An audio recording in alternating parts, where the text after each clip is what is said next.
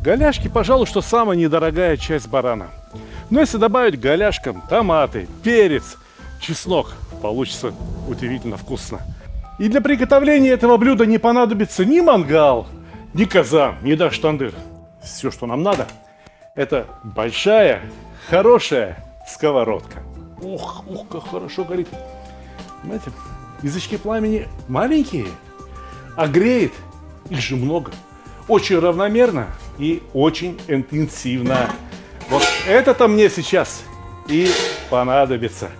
А ну-ка, где у меня маслица хорошие, растительные? Шибко много не надо, однако. Надо только, чтобы донышко было покрыто. Задымилось масло. Берем щепоть соли, щедрую, и посыпаем сковородку. Соль пригодится. Слушайте, мы мясо собираемся готовить. Смотрите, сколько мяса. Много мяса. Самое главное, это его разложить равномерненько, красиво. Ах.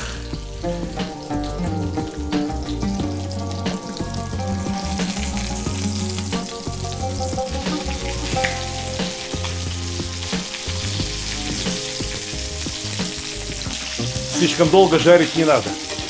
Взяли щипцы, повернули, посмотрели, начало краснеть. Вот и отлично. Переворачиваем.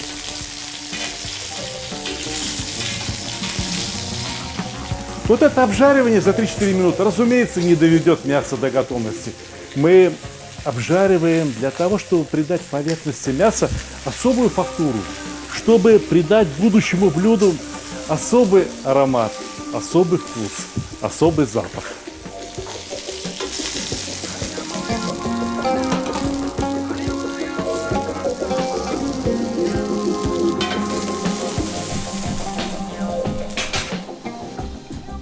Лук. Нарезанный мелким кубиком лук. Довольно много лука. Грамм 600-700. Можно было бы добавить и еще, но у нас много других овощей сегодня ожидается.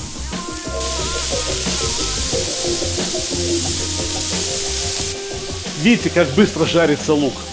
Мне не хотелось бы, чтобы он пожарился так быстро. Мне необходимо, чтобы из лука получился соус. Поэтому беру стакан воды, да и наливаю.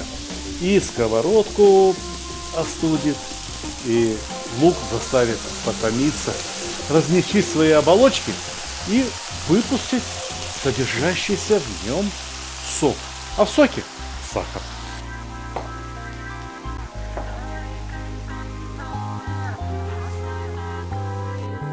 Вот помидоры. Помидоры сливки. Из этих помидоров получится отличный сок. Такой, знаете, пюре-подобный сок. Вот неразумное сейчас действие. Слушайте, соковыжималка стоит, простаивает.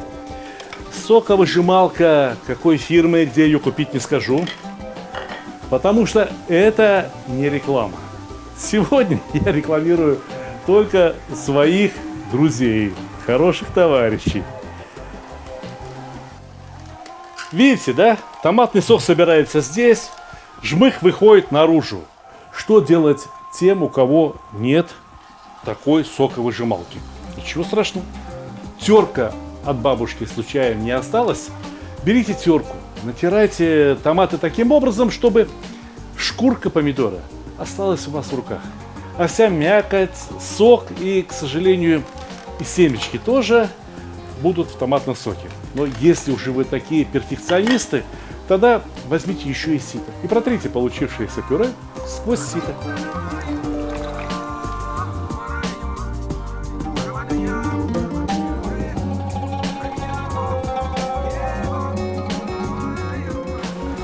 Ух ты, ух ты. Ну, пожалуй, что хватит томатного сока. Хватит. Достаточно. Только меня не совсем устраивает его цвет. Будет готовиться, получится бледно-розовый, может быть, слегка с буроватым оттенком. Поэтому я сейчас возьму, да и выжму сок из отличного болгарского перца.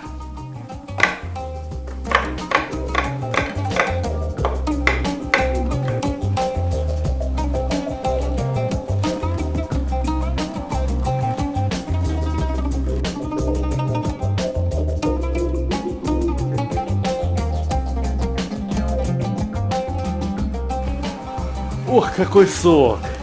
Ох, какой запах! А полюбуйтесь, цвет какой! Вот плоды-то вроде бы почти что одинаковые, что помидоры, что болгарский перец. Сравните рядом. В оттенке практически разницы нет. Но если будете готовить чистое томатное пюре, либо чистый томатный сок, либо в смеси с соком из перца, вот тогда вы почувствуете разницу.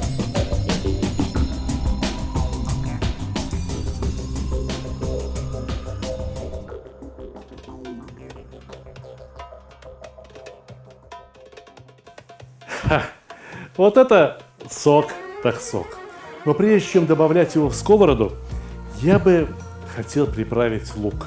Вы же знаете, вы же меня знаете, если я жарю лук, то непременно добавляю куркуму. Здесь довольно много лука, и блюдо у нас довольно большое. Почти что пол столовой ложки куркумы. Красный перец, считай, что паприка у нас здесь уже есть. Но я еще и сухой добавлю. Мне нужен очень богатый, очень красивый, чтобы был такой вот прям бархатный цвет. Это сладкая паприка, она практически не острая. Об остроте мы с вами поговорим попозже.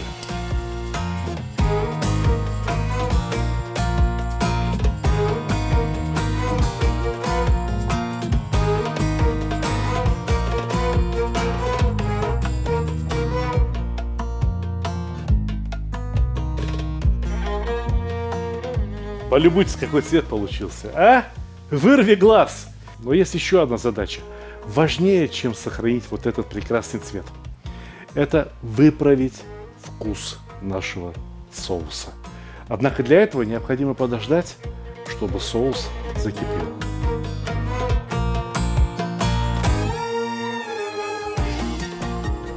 Помните, в самом начале я посолил сковородку, когда наливал масло. Ну вот здесь несколько литров сока. И я думаю, что соли явно недостаточно. Однако лучше проверить. Ну конечно, сильно недостаточно. Положим, я думаю, больше столовой ложки соли. Еще одна проба. Вот повеселее как-то дело. Но знаете, слишком кисло. Очень много кислоты. Ну и что теперь делать? Да ничего не делать. Вот сахар. Почему нельзя добавить сахар? Ведь в луке тоже содержится тот же самый сахар.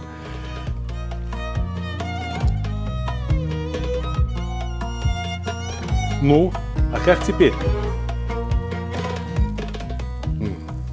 Получше. Существенно получше. Только не хватает какой-то мощности, силы вкуса. Не хватает того, что называют умами. Японцы называют умами пятый вкус в кулинарии. Раньше этот умами добавляли при помощи особых водорослей комбу. Но уже больше 100 лет, как человечество научилось синтезировать усилитель вкуса – глутамат натрия, который содержится и в помидорах, и в сыре пармезан, и в вяленом мясе, и во всем том, что нам кажется очень вкусным. Я далек от предрассудков. Я точно знаю, что не существует медицинских исследований, которые доказывали бы вред глутамата натрия. Все плохое с едой при участии глутамата натрия случается, когда глутамат натрия используют нечистые на руку коммерсанты, чтобы скрыть плохие продукты. У нас здесь нет плохих продуктов. У нас все продукты просто превосходные, просто отличные, самые что ни на есть натуральные. Нам скрывать нечего. Нам просто надо усилить вкус. Если этот вкус хорошо получается усилить за счет химии, я буду использовать химию. Почему бы и нет?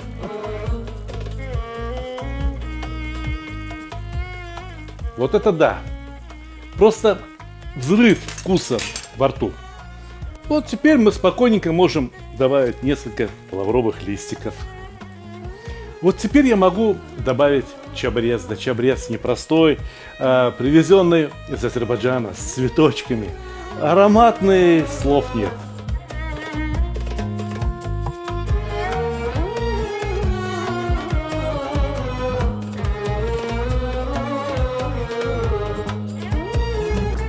И вот теперь возвращаем в сковороду мясо. Можно сказать, что приготовление нашего блюда на этом окончено. Потому что все, что нам остается, это дождаться, когда мясо станет готовым. Голяшки во время приготовления начнут выпускать сок, они обмякнут. И к концу приготовления получится так, что голяшки будут почти что полностью покрыты соусом. Но погодите, я поторопился, когда сказал, что приготовление практически закончено. Ведь я не отправил в сковородку второй по значимости ингредиент – чеснок. И вот эта головка так хороша, что я не удержусь и отправлю ее сюда, в самый центр. Как мы чеснок в плов укладываем, пусть и эта головка также приготовится.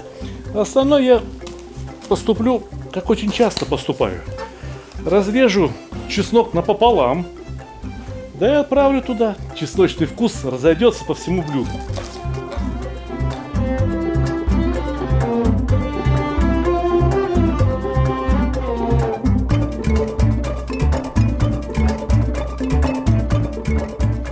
Красиво? Ха, очень красиво. Осталось только накрыть чудесной крышечкой Сергея Майорова. И пусть стоит, парится, тушится, готовится. Ну, часа, может быть, 2-2,5. Мне хотелось бы, чтобы мясо с косточек, знаете, как прям и слезло.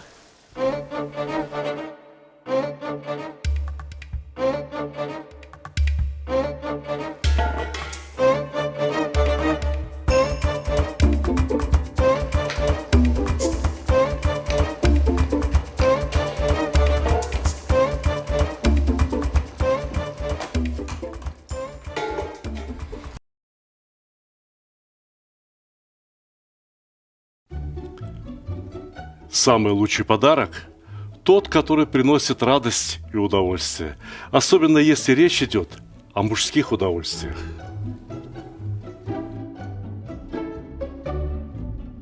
Самый лучший подарок – тот, который приносит пользу. Например, кому не хотелось бы наконец-то разобраться в приготовлении мяса? Самый лучший подарок – это то, что принесет хорошее настроение в погожий, солнечный день.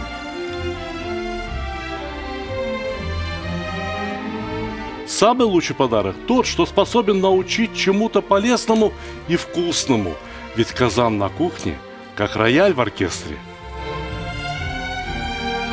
Самый лучший подарок – это расширение кругозора. А вы думали, что плов – это блюдо с единственно верным рецептом? А не пора ли покорить все вершины великого блюда? Самый лучший подарок – тот, что может сделать человека счастливым. Ничто не укрепляет семью так, как вкусное и доброе застолье. Отличный подарок – это книга с новыми рецептами из хорошо знакомых продуктов, к тому же приглашающая в очень вкусное путешествие в мир Востока. Самый лучший подарок, когда все самые любимые и популярные рецепты собраны в одном месте, где текст превращается в видео, а картинки оживают. Полюбуйтесь, какой красавчик. Самый лучший, самый ценный подарок – это дружба между братскими народами. Теперь вы совершенно точно можете сказать, что с татарами вы уже давно пуд соли съели. Моя самая новая и самая любимая книга рассказывает о земле и раскрывает всю душу татар.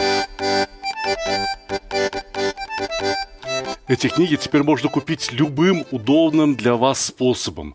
С автографом в моем личном интернет-магазине, либо с быстрой доставкой через Озон, либо с большими скидками и кэшбэком в мегамаркете. Ссылки в описании к ролику, а также в верхнем комментарии. Сколько по времени должно готовиться такое блюдо? Все зависит от того, какие барашки отдали свои голяшки для этого роскошного обеда. Если совсем молоденькие, 2 часа хватит. А так можно и 3 часа поготовить, и 4 часа поготовить. И, разумеется, иногда надо переворачивать, чтобы мясо равномерно пропиталось соусом. Но я терпеть не могу больше. Так, я хочу это попробовать.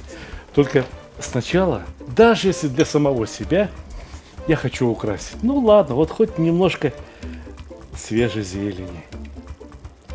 Если бы я умел как следует украшать еду, подавать ее помпезно, я бы открыл дорогой-предорогой ресторан.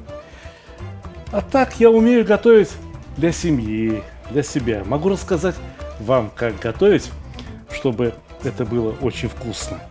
Могу рассказать даже, каким это получилось на вкус. Вот сейчас, посмотрите. Берем вилку в левую руку, берем нож в правую руку и отрезаем кусочек. Маленький, приятненький. Посмотрите, голяшка, мясо жилистое. Видите, как эта жилка опухла, распухла и выпустила из себя желатин.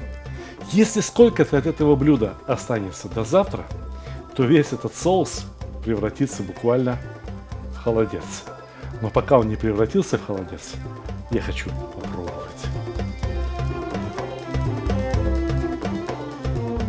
Это невероятно нежно. Это невероятно сочно. Это так хорошо по этому соусу. Весь этот соус. С соусом попробуем.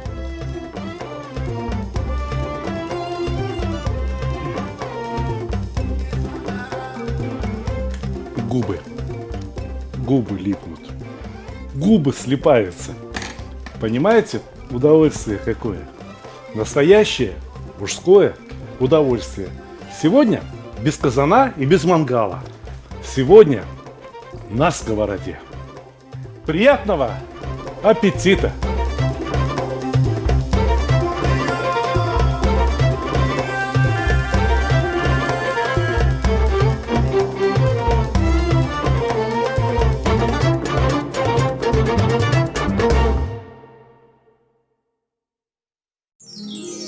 Yeah.